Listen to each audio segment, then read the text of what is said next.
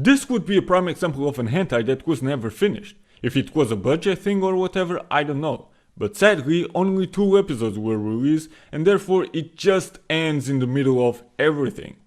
And that's actually a shame, because the story was actually a good one for a hentai. But still, let's find out how this one was. The Tokugawa era is near its end, and the 3 ninja called Kaede, Kyoko and Ayame have to act on the honor of their ninja code and assassin everyone that is in their various missions given to them by their master. What is the ultimate goal? Probably take control of the new era, but I am not sure since Kunoichi BAKUMATSU KITAN was never finished and the story was left open.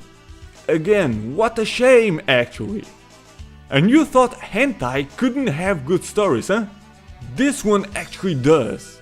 Yeah, it was not finished and therefore some questions still needed to be answered, like the ultimate goal, but what these 2 episodes presented was good. What it was shown was interesting enough to keep you watching. I guess you could even cut the fun scenes out and you wouldn't miss much.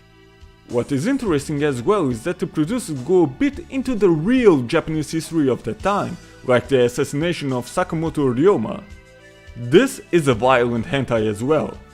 You will see enough blood and 1 or 2 chopped off heads with ninja and samurai in the foreground and some nice action for its genre. This with beautiful female ninja. But come on, Kaede wins on that aspect, no contest. But if you prefer the men, they look alright as well, and that doesn't happen often in hentai. The animation and character designs are really good with dark backgrounds most of the time, because the story progresses mostly at night, and good music. They could have cut out the ending or do a better job on it, because compared to everything else in here, the ending sounds too mediocre, but whatever. The fun, again, you could cut the fun scenes out, and you would probably not feel like it needs it at all. Something like Mezzoforte or Kaite. But what it's there is good enough.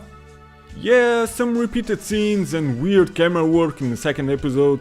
I even had to ask myself if the producers were drunk on that one, but other than that, it's nice and works well.